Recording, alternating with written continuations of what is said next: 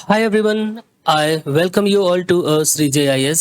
मेरा नाम है सत्येंद्र सिंह तोमर। आज के इस करंट अफेयर्स के लेक्चर में हम बात करने वाले हैं एक बहुत ही इंपॉर्टेंट टॉपिक के बारे में, जो कि प्रीलिम्स के लिए बहुत ज़्यादा इंपॉर्टेंट है। टॉपिक है अटलांटिक मेरिडियनल ओवरटर्निंग सर्कुलेशन। ये क्या होता है, इसको हम डिटेल में डिकोड करने वाले हैं। साथ ही इसका इंडिया के क्लाइमेट पर क्या इम्पैक्ट पड़ सकता है, ये हमारे लिए जानना बहुत ज़रूरी है। दोस्तों, अगर मैं आपसे कहूं कि अटलांटिक ओशन के अंदर एक इनविजिबल ग्लोबल कन्वेयर बेल्ट चलती है जो पूरी दुनिया का क्लाइमेट कंट्रोल करती है, और अगर ये सिस्टम स्लो या कोलैप्स हो जाए तो इंडिया का मानसून भी डिस्टर्ब हो सकता है। तो क्या होगा? जी हाँ, साइंटिस्ट ने वार्निंग दी है कि अटलांटिक मेरिडियनल ओवरटर्निंग सर्कुलेशन यानी AMOC इस सदी के अंत तक 59% तक स्लो हो सकता है। इसका इम्पैक्ट सिर्फ यूरोप या अमेरिका पर नहीं बल्कि भारत के मॉनसून, एग्रीकल्चर, वाटर सप्लाई और फूड सिक्योरिटी पर भी पड़ेगा। तो आज के इस वीडियो में हम सिंपल वे में समझेंगे कि AMOC क्या है, ये ओशन कन्वेयर बेल्ट कैसे काम करता है, क्लाइमेट चेंज इसे कैसे स्लो कर रहा है, और एलिनो और एनसो से इसका क्या कनेक्शन है, और यूपीएससी के लिए इंपॉर्टेंट ट्विस्ट पॉइंट्स क्या हैं। तो वीडियो को एंड तक जरूर देखिएगा, क्योंकि ये टॉपिक ज्योग्राफी, इन्वायरमेंट और करंट अफेयर्स तीनों के लिए बहुत इंपॉर्टेंट है। तो सबसे पहले हम समझते हैं अटलांटिक मेरिडियन और ओवरटर्निंग सर्कुलेशन। इसको हिंदी में अगर हम बात करें तो अटलांटिक महासागर जो है, अटलांटिक सी है, उसमें स्थित एक प्रमुख महासागरीय धारा प्रणाली है। ये करंट जो ओशन होती है सी में, जो कन्वेयर बेल्ट की तरह काम करती है। अब यहाँ पे सबसे पहले आपके लिए ये एक चीज़ जानना बहुत ज़रूरी है कि ये कन्वेयर बेल्ट एग्जैक्टली क्या है। कन्वेयर बेल्ट एक मूविंग बेल्ट सिस्टम होता है जो किसी सामान, जैसे गुड्स को या मटेरियल को एक जगह से दूसरी जगह ऑटोमेटिकली ले जाने के लिए यूज होता है। जैसे आप लोगों ने देखा होगा कि एयरपोर्ट पर लगेज ले जाने वाली मूविंग बेल्ट होती है, या शॉपिंग मॉल्स के एस्केलेटर की तरह कंटिन्यूस मूवमेंट करता है, राइट। तो शॉपिंग मॉल में आप लोगों को ना एस्केलेटर लगा होता है, या आप जब मेट्रोस में जाते हैं, मेट्रो में, तो वहाँ पे एस्केलेटर लगा होता है। ऐसा ही क्या होता है कि अटलांटिक महासागर में जो है इस तरह का बेसिकली आपको कन्वेयर बेल्ट दिखाई देगा, राइट। तो अब सबसे पहले हम लोग समझते हैं AMOC एग्जैक्टली है क्या ये, राइट। सिंपल लैंग्वेज में समझते हैं, अटलांटिक ओशन के अंदर चलने वाली एक बहुत बड़ी ओशन करंट सिस्टम है ना। यहाँ पे आप इसको देखेंगे कि जैसे हैविंग मैस थिंक ऑफ और the ocean as having massive invisible conveyor belt in the Atlantic Ocean. This system is scientifically known as the Atlantic Meridional Overturning Circulation. तो यानी अटलांटिक ओशन के अंदर चलने वाली एक बहुत बड़ी ओशन करंट सिस्टम है। इसको आप अर्थ का ग्लोबल कन्वेयर बेल्ट भी कह सकते हैं। इमेजिन करिए एक जाइंट इनविजिबल बेल्ट जो वार्म और कोल्ड वाटर को कंटिन्यूसली सर्कुलेट करती रहती है। ये सिस्टम हीट ट्रांसफर करता है, न्यूट्रिएंट डिस्ट्रीब्यूट करता है और दुनिया के क्लाइमेट को रेगुलेट करता है। आप इसमें देखेंगे, यहाँ पर देखिए, राइट। जैसे क्या होता है, ये दो हमारे पास इमेज हैं। आप ये वर्ल्ड का मैप है, यहाँ पर देखेंगे ये जो है हीट ट्रांसफ़र होती है। जैसे हम अगर बात करें यूरोप में जाते हैं, ये हीट का ट्रांसफ़र जो होता है इस माध्यम से, वहाँ से आप देखेंगे ये वाला जो ब्लूइश लाइन दिखाई दे रही है आप लोगों को, ये क्या करते हैं, यहाँ पर कोल्ड ओशन करंट है। और दिस वन ये है हॉट जो बेसिकल करंट रहती है उसको, है ना। तो इसके माध्यम से क्या होता है कि ये हीट ट्रांसफ़र करते हैं, है ना। आपने देखा होगा ये पूरा ओशन करेंट्स हैं, है ना।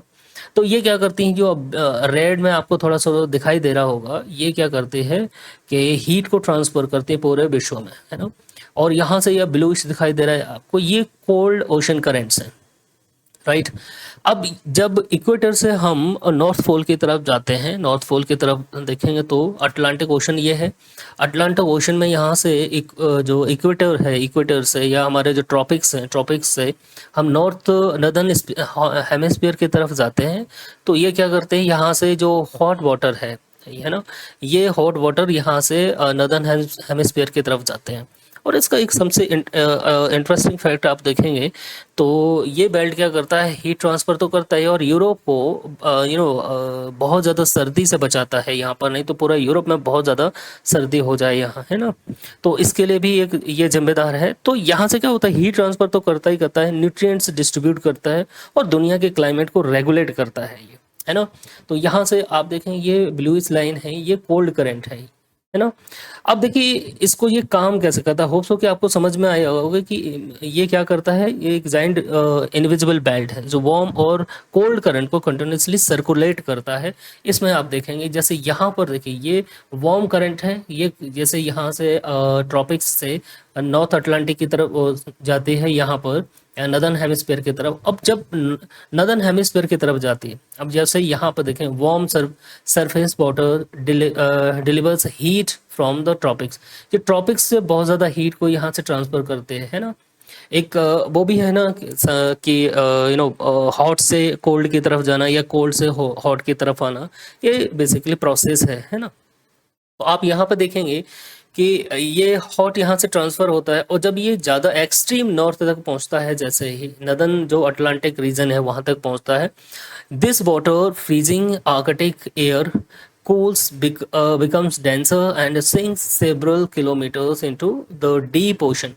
ये क्या होता है कि यहाँ पर जैसे ही पहुँचता है तो ये फ्रीज होने लगता है यहाँ पर, क्योंकि ठंड बहुत ज़्यादा है आर्कटिक ओशन में यहाँ पर, है ना। अब जैसे ही यहाँ पहुँचेगा तो फिर क्या होगा, ये कूल हो जाता है, कूल होकर डेंस हो जाएगा यहाँ पे पानी और ये सिंक होना चालू हो जाता है। कई सौ किलोमीटर तक ये डीप ओशन में सिंक होगा। फिर सिंक होके क्या होगा, फिर थोड़ा सा ऊपर की तरफ आते और फिर ये सर्कुलेट करना चालू करेगा किसकी तरफ, ये इक्वेटर की तरफ, ट्रॉपिक्स की तरफ सर्कुलेट करना चालू करता है ना। Drifts back south and cold deep water current, ये आप देखेंगे। और फिर जैसे यहाँ पर इक्वेटर पर आता है तो फिर ये यहाँ से फिर राइज करता है, ये राइज करेगा फिर ये चलना चालू, ये पूरा सर्कुलेशन चलता रहता है ऐसा, है ना। तो जैसे जो एस्केलेटर चलता है वैसा सेम स्थिति इसकी रहती है इसकी, इसको हम बोलते हैं थर्मोहेलाइन सर्कुलेशन भी बोलते हैं इसको। हम आगे हम लोग देखेंगे इसको। तो इससे एग्जैक्टली क्या होता है, एक तो हीट ट्रांसफर होती है और जो न्यूट्रिएंट्स हैं उनका डिस्ट्रीब्यूशन होता है और दुनिया के क्लाइमेट को रेगुलेट करता है। सपोज दैट अगर ये डिस्टर्ब हो जाए ये सपोज, तो फिर प्रॉब्लम कितनी ज़्यादा आने वाली है वो भी हम लोग देखेंगे।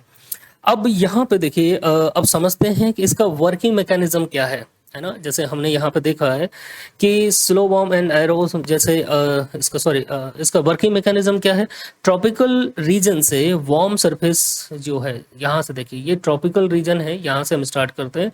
ट्रॉपिकल रीजन से क्या होता है, warm surface water Atlantic ocean के थ्रू नॉर्थ की तरफ मूव करता है। जैसे ये अटलांटिक ओशन की तरफ यहाँ पर नॉर्थ की तरफ मूव करता है, ये वार्म वाटर यूरोप और आर्कटिक रीजन तक पहुंचता है। यहाँ तक जैसे यूरोप है ये पूरा और आर्कटिक रीजन है ना, नदर्न हेमिस्फीयर जिसकी हम बात कर रहे हैं, दक्षिणी गोला और उत्तरी गोलार्ध की तरफ, राइट। जब ये आर्कटिक कोल्ड एरिया में पहुंचता है वाटर ठंडा हो जाता है। यहाँ पर जैसे पहुंचेगा तो ऑब्वियस सी बात है वाटर ठंडा होगा, यहाँ पर डेंस और हैवी बन जाता है यहाँ पर और ओशन के डीप बॉटम में सिंक कर जाता है। जैसे मैंने आपको यहाँ पर बताया था इस इमेज में कि जब ये यहाँ तक जाता है नदर्न हेमिस्फीयर की तरफ, है ना, तो ये क्या होगा, यहाँ पर पहुंचते ही डेंस हो जाएगा और हैवी हो जाता है और ओशन के डीप बॉटम तक काफ़ी किलोमीटर अंदर तक ये जाता है, सिंक कर जाता है। फिर यहाँ से ये क्या होगा, कोल्ड डीप वाटर साउथ की तरफ टर्न होता है। ये यहाँ पर आप देखेंगे कि साउथ की तरफ यहाँ पर ये टर्न होता है, राइट। अब धीरे धीरे ये सरफेस पर वापस आता है, वार्म होता है। जैसे इक्वेटर की तरफ आएगा ये, तो ये क्या करेगा, फिर वार्म होने लगेगा, है ना, सॉरी। जैसे इक्वेटर पाएगा तो फिर वार्म होगा और वार्म होते ही क्या करेगा ये फिर साइकिल फिर से कंटिन्यू हो जाती है। तो ये सर्कुलेशन जिसको बोलते हैं हम AMOC, राइट। इसी प्रोसेस को थर्मोहेलाइन सर्कुलेशन भी कहा जाता है। तो थर्मोहेलाइन सर्कुलेशन किसको बोलते हैं कि जब ये प्रोसेस यहाँ से स्टार्ट होता है, नॉर्थ अटलांटिक की तरफ जाएगा, वहाँ से कोल्ड करंट आती हैं और फिर ये राइज होती हैं यहाँ पर आके। थर्मो मतलब टेम्परेचर है और हेलाइन मतलब होता है मतलब सैलिनिटी या सॉल्ट, राइट। तो इसका मतलब ये है, यानी AMOC टेम्परेचर और सैलिनिटी दोनों पर डिपेंड करता है। यहाँ पर आप एक और चीज़ देखिए, ओशन वाटर जो है यहाँ पर मूव्स बिकॉज डेंसिटी डिफरेंस। जो ओशन वाटर है वो क्यों मूव करता है, अब प्रश्न आपके मन में होगा, ऑब्वियस ही बात है कि ये पानी मूव क्यों करता है। तो आपने देखा होगा कि ये डेंसिटी डिफरेंस की वजह से पानी मूव करता है। और डेंसिटी डिफरेंस क्यों होती है, टेम्परेचर और सैलिनिटी की वजह से। आपको याद रखना है डेंसिटी डिफरेंस जो होगा वो टेम्परेचर और सैलिनिटी, है ना, लवणता या तापमान, इन दोनों की वजह से डेंसिटी डिफरेंस दिखाई देता है। ठीक, this movement of ocean also move heat, this influences climate. तो ये मूवमेंट ऑब्वियस सी बात है कि यहाँ से जो इक्वेटर है या हमारे जो ट्रॉपिक्स हैं, यहाँ से हीट को मूव करता है और इसकी वजह से ये जो नदर्न हेमिस्फीयर है पूरी तरीके से जम नहीं पाता, ना यूरोप पूरा का पूरा फ्रीज हो जाए यहाँ पर, इसकी वजह से ये जमता नहीं है यहाँ पर पानी, है ना, राइट। तो ये है। अब देखिए इसका क्लाइमेट पर क्या बेसिकली, क्लाइमेट कैसे इसको इम्पैक्ट कर रहा है ना। Slow melting Arctic ice and fresh water entering Antarctic ocean, Atlantic ocean, ये प्रॉब्लम यहाँ स्टार्ट होती है। अब ह्यूमन इंड्यूस्ड क्लाइमेट चेंज की वजह से आर्कटिक आइस रैपिडली मेल्ट होती जा रही है, राइट। आइस मेल्ट होने से क्या होगा, बहुत ज़्यादा फ्रेश वाटर नॉर्थ अटलांटिक में जा रहा होता है। यहाँ से फ्रेश वाटर की अगर हम बात करेंगे तो जैसे ह्यूमन इंड्यूस्ड जो क्लाइमेट चेंज है, इसकी वजह से जो आर्कटिक जो आइस है जो मेल्ट होती जा रही है ना। अब यहाँ से बहुत ज़्यादा फ्रेश वाटर नॉर्थ अटलांटिक, चूँकि आइस में सबसे ज़्यादा बेसिकली फ्रेश वाटर होता है, अब वो जब मेल्ट होगी जैसे कि क्लाइमेट चेंज की वजह से, तो फ्रेश वाटर क्या होगा, कम सॉल्टी होता है और हल्का होता है, इसलिए वो ईजिली सिंक नहीं करता, याद रखना है। और क्योंकि सिंकिंग प्रोसेस वीक हो रही है, पूरा AMOC सिस्टम स्लो पड़ता जा रहा है। साइंटिस्ट बोल रहे हैं कि लास्ट 50 ईयर्स में AMOC, है ना, अगर हम बात करें यहाँ पर, तो यहाँ पर देखो फ्रेश वाटर है, ये आप देखेंगे यहाँ पर, इसको भी हम लोग समझेंगे। सबसे पहला catalyst human induced climate change is a melting Arctic ice eight alarming rate dumping massive amount of fresh water into the north Atlantic. तो ह्यूमन इंड्यूस्ड क्लाइमेट चेंज की वजह से, है ना, हम मानव की जो क्रिया विधि है, जैसे हम कार्बन डाइऑक्साइड का उत्सर्जन हो रहा है, CO2 वगैरह का जो ग्रीन हाउस गैसेज का एमिशन हो रहा है, उसकी वजह से क्या है, क्लाइमेट चेंज बहुत तेजी से हो रहा है। और इसकी वजह से हो क्या रहा है कि जितने भी विश्व में जो आइस बेल्ट है, बेसिकली आइस जोन है, वो तेजी से मेल्ट होते जा रहे हैं। तो आर्कटिक में भी वही सेम स्थिति है। ये अलार्मिंग रेट पर यहाँ पर जो है ना आइस मेल्ट हो रही है, इसमें आप देख रहे हैं यहाँ पर बहुत तेजी से यहाँ पर आइस मेल्ट हो रही है ना। और इसकी वजह से क्या होता है, फ्रेश वाटर की यहाँ पे जो अमाउंट है फ्रेश वाटर का, वो बहुत ज़्यादा तेजी से बढ़ रहा है ना, यहाँ पर नॉर्थ अटलांटिक में। अब fresh water is lighter and less heavy than sea water. जो सी वाटर होता है जो कि सलाइन होता है, तो इसकी वजह से क्या होता है, फ्रेश वाटर इसकी अपेक्षा हल्का होता है, लाइटर होता है और कम सॉल्टी होता है। It floats on a top and does not sink easily. तो इसकी वजह से क्या होता है कि ये फ्लोट होता रहता है, सिंक नहीं होता। जैसे आपने देखो कोई जो वेटेज चीज़ है कोई, है ना, जिसमें भार ज़्यादा है, वो सिंक जल्दी हो जाती है, और जो हल्की है वो सिंक नहीं होती। तो ऐसे ही इसकी कंपैरिजन में जो सी वाटर है, यहाँ पर जो फ्रेश वाटर है वो जल्दी से सिंक नहीं हो रहा है ना। इसकी वजह से क्या हो रहा है, the beyond layer act as a mechanical brake on the entire AMOC system. इसकी वजह से जो एंटायर AMOC सिस्टम है वो क्या हो रहा है, ब्रेक हो रहा है, halting the sinking process necessary to keep the conveyor belt moving, right. अब साइंटिस्ट का कहना है कि पिछले 50 साल में OMC अराउंड 50 साल स्लो हुआ है ना। लेकिन न्यू रिसर्च के अकॉर्डिंग 21वीं सदी के अंत तक ये 59% तक वीक हो सकता है। ये एक बहुत डेंजरस वार्निंग मानी जा रही है, इसीलिए इसको एक चिंता का कारण बेसिकली माना जा रहा है यहाँ पर। अब देखिए यहाँ पर हम और भी चीज़ें देखेंगे। अब AMOC scientific climate tripping point बोलते हैं, AMC को साइंटिफिक ट्रिपिंग पॉइंट, इसको हम क्यों बोलते हैं क्लाइमेट ट्रिपिंग पॉइंट, ठीक है ना। जैसे यहाँ पे लिखा हुआ अगर this matters because the AMOC is a climate tripping point just like a chair tilted past its balancing point. Once the AMOC crosses certain threshold, it could irreversibly collapse into a new sluggish state.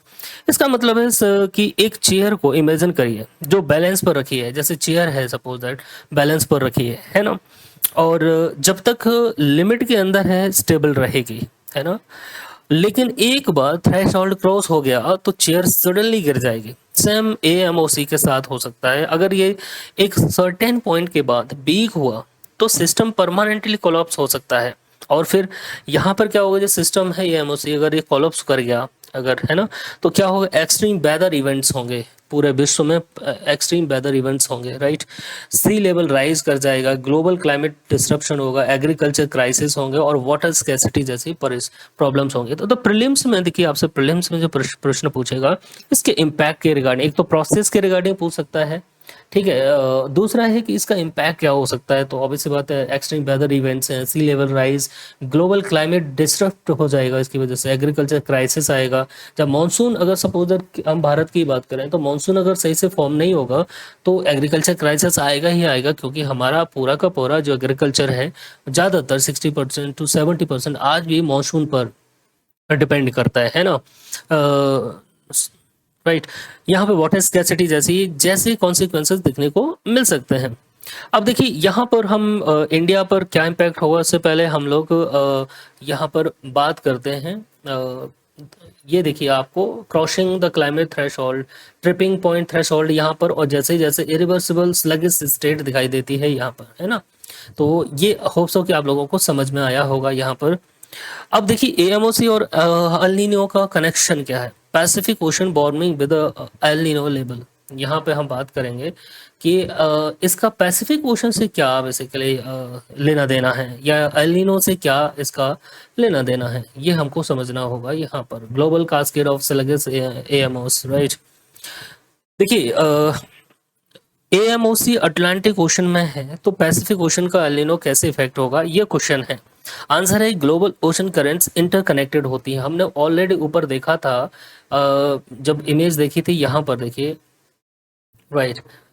जितने भी ocean currents हैं वो सभी के सभी क्या है, interconnected हैं एक दूसरे से, है ना। ये इमेज होप सो आप लोगों को थोड़ा सा दिमाग में रखिएगा। ये जो इमेज है, सॉरी, यहाँ पर ये जो इमेज आपको देखने को मिलेगी तो ओशन करंट की ये इमेज है, राइट। ये सारी की सारी ओशन करंट एक दूसरे से कनेक्टेड है ना। जब एएमओसी स्लो होता है तो हीट डिस्ट्रीब्यूशन डिस्टर्ब हो जाएगा यहाँ पर। जैसे एएमओसी ये स्लो हो जाएगा यहाँ पर तो हीट डिस्ट्रीब्यूशन क्या होगा, स्लो हो जाता है। यहाँ पर हीट डिस्ट्रीब्यूशन डिस्टर्ब होता है। सदर्न हेमिस्फीयर में हीट ट्रैप होती है। नॉर्थ पैसिफिक टेम्परेचर जो कंपैरेटिवली कूलर हो सकता है इसकी वजह से। देखिए यहाँ पर इसका क्या है मैकेनिज्म, ये आपको समझना बहुत ज़रूरी है। तो जब एएमओसी स्लो होता है तो क्या होगा, है ना। प्रीलिम्स में भी यहाँ से क्वेश्चन पूछ सकते हैं और पॉसिबिलिटी है कि ऐसा हो, राइट। इस तरह के क्वेश्चन बन सकते हैं। तो पूछा जाएगा कि जब एएमओसी स्लो होता है तो क्या होगा, तो हीट डिस्ट्रीब्यूशन सबसे पहला है कि यहाँ पर डिस्टर्ब होता है। दूसरा है सदर्न हेमिस्फीयर में हीट ट्रैप होती है, राइट। और नॉर्थ पैसिफिक कंपैरेटिवली कूलर हो सकता है। जो नॉर्थ पैसिफिक की हम बात कर रहे थे ये कंपैरेटिवली कूलर हो जाएगा। इस वजह से एल नीनो इवेंट्स ज़्यादा अनप्रेडिक्टेबल और एक्सट्रीम हो सकते हैं यहाँ पर, ठीक है ना। तो आपको ये चीज़ थोड़ा सा ध्यान में रखना है यहाँ पर एएमओसी और एल नीनो का क्या कनेक्शन है, क्योंकि विश्व की जितनी भी जो ओशन करेंट्स हैं, ग्लोबल ओशन करेंट्स हैं, इंटरकनेक्टेड हैं सभी एक दूसरे से। अब ये दोनों के बीच में कंपैरिजन अगर हम बात करें एएमओसी और एल नीनो के दोनों के बीच में अगर कंपैरिजन की बात करते हैं यहाँ पर, तो क्या कंपैरिजन बनता है। सबसे पहले हम बात करते हैं ये, जैसे एनशो का फुल फॉर्म है El Nino Southern Oscillation, right. इन दोनों का हम कंपैरिजन देखेंगे यहाँ पर, ये मैकेनिज्म। तो ये Pacific ocean based climate phenomena है। हम किसकी बात कर रहे हैं, एनसो की। यहाँ पर एनसो जो फिनोमेना है वो कहाँ पर, पैसिफिक ओशन में होता है, राइट। यहाँ पर आप देखेंगे ये पैसिफिक ओशन है, राइट, यहाँ पर, है ना। चलिए इसमें और क्लियर हम लोग समझ लेते हैं, ठीक। ये देखिए सिस्टम डायग्नोस्टिक एएमओसी है और एनसो। तो प्राइमरी ओशन बेसिन की अगर हम बात करते हैं यहाँ पर, तो ओशन अटलांटिक एएमओसी कहाँ घटित होता है, इसका जो प्राइमरी ओशन बेसिन कहाँ पर है, अटलांटिक ओशन में, है ना। वहीं अगर हम बात करते हैं एनसो के, तो ईस्टर्न पैसिफिक रीजन जो है ये यहाँ पर घटित होता है, ठीक। अब यहाँ पर बात करते हैं ड्राइविंग मैकेनिज्म। इसका ड्राइविंग मैकेनिज्म क्या है इसका, यहाँ पर ड्राइविंग मैकेनिज्म आप देखेंगे थर्मोहेलाइन flow, temperature plus salinity dynamics दिखाई देता है यहाँ पर, है ना। तो आपको याद रखना है कि अटलांटिक ओशन में एएमओसी कहाँ, ये बेसिकली एक्टिविटीज एएमओसी कहाँ दिखाई देती है, तो ये आपको दिखाई गई अटलांटिक ओशन में, है ना। जो प्राइमरी बेसन है बेसिकली इसका ओशन बेसन है वो अटलांटिक ओशन है। दूसरा इसका ड्राइविंग मैकेनिज्म क्या है, ड्राइविंग मैकेनिज्म टेम्परेचर और सैलिनिटी डिफरेंस करेंट्स को चलाते हैं। आपको याद रखना है यहाँ पर ड्राइविंग मैकेनिज्म थर्मोहेलाइन फ्लो यानी टेम्परेचर प्लस सैलिनिटी डायनेमिक्स दिखाई देता है। और थर्ड यहाँ पर साइकिल डिस्ट्रीब्यूशन की बात करें, अभी हम इसकी भी बात करते हैं। यहाँ पर साइकिल ड्यूरेशन की बात करें तो ये कॉन्टिन्यूस होता है और सेंचुरीज लॉन्ग लूप मतलब क्या है, बहुत स्लो और कॉन्टिन्यूस सिस्टम है, सेंचुरीज तक चल सकता है ये। और ये इसी की बात हम कर रहे हैं AMOC की। तो ये क्या है कि सेंचुरीज तक चल सकता है और बहुत स्लो और कंटिन्यूस सिस्टम है। अगर यहाँ पे बात कर लेते हैं सिस्टम स्टेट की, तो stable loop vulnerable to tipping point collapse मतलब ये है कि नॉर्मली स्टेबल होता है, लेकिन अगर बहुत वीक हो गया तो कोलैप्स भी हो सकता है।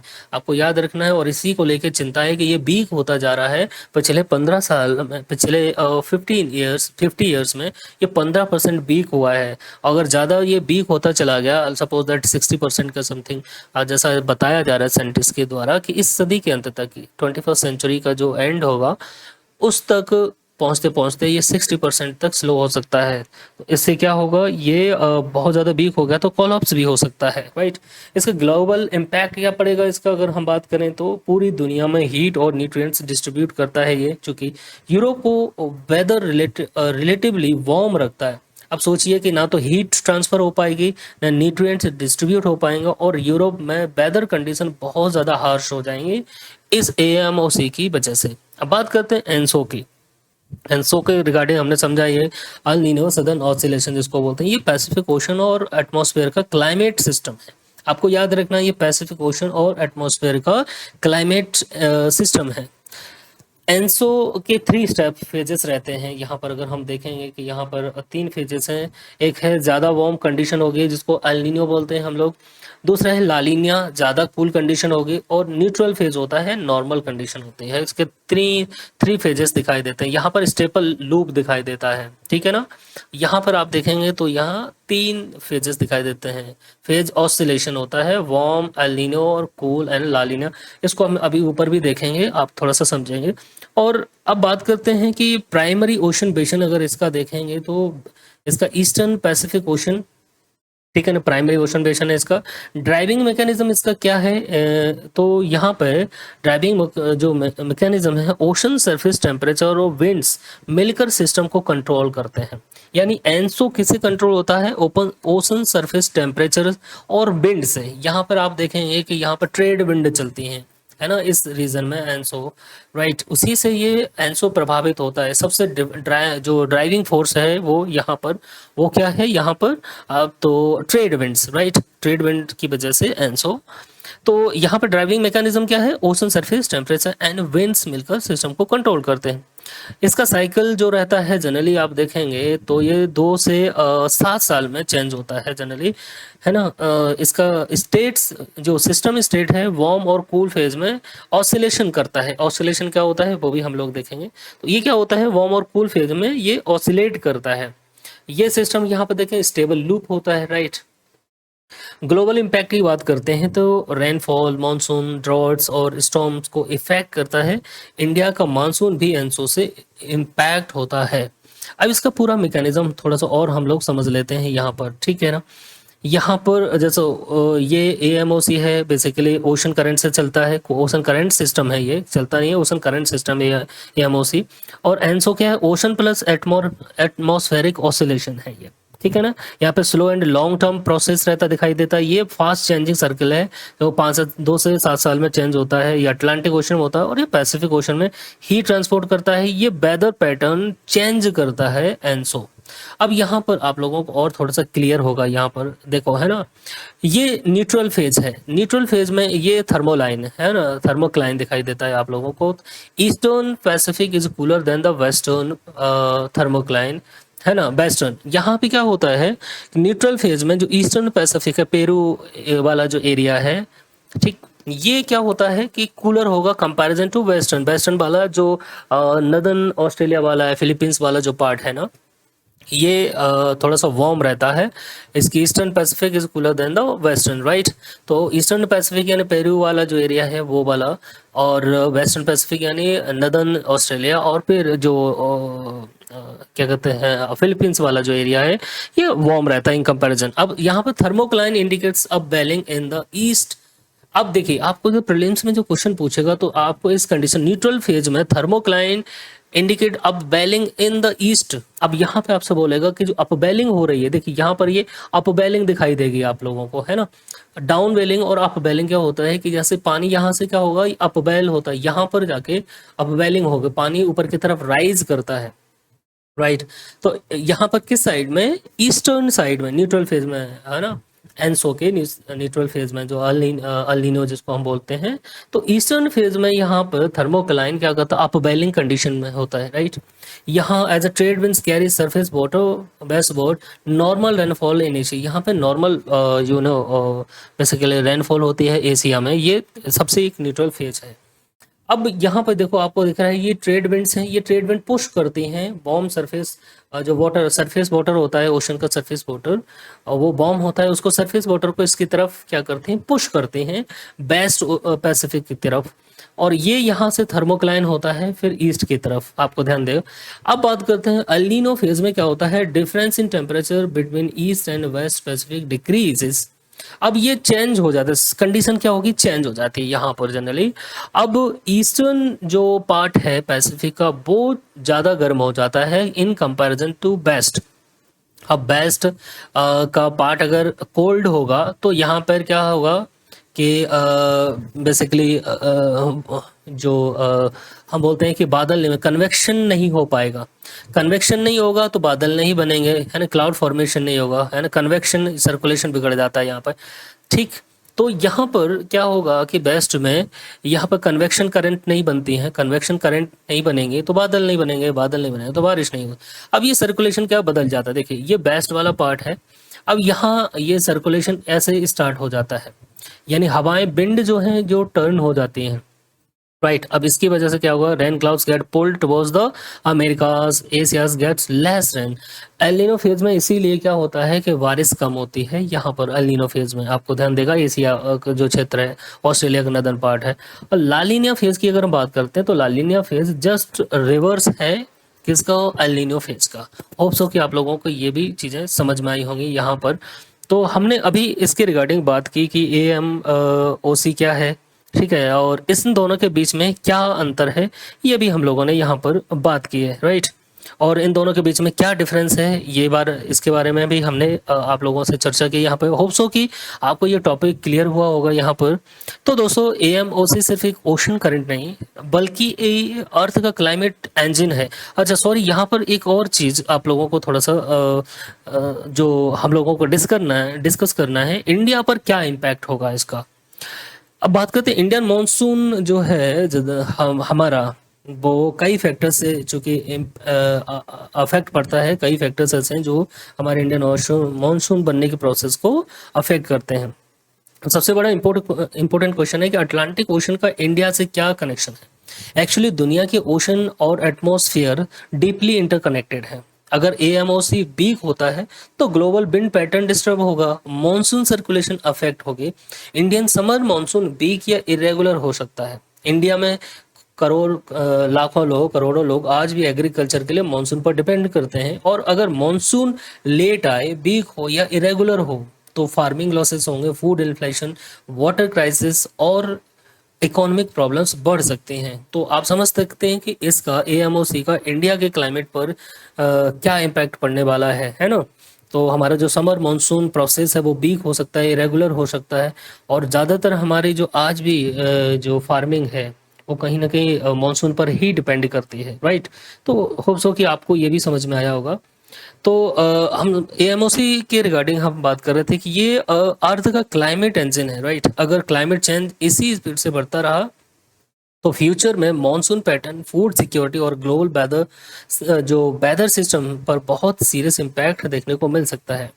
तो यूपीएससी के पर्सपेक्टिव से ये topic geography, environment, climate change और करंट फेज सबको कनेक्ट करता है। अगर वीडियो यूजफुल लगी हो तो लाइक करिए, शेयर करिए और चैनल को सब्सक्राइब जरूर करिए। राइट, मिलते हैं हम लोग नेक्स्ट टॉपिक के साथ नेक्स्ट वीडियो में। तब तक के लिए थैंक यू सो मच।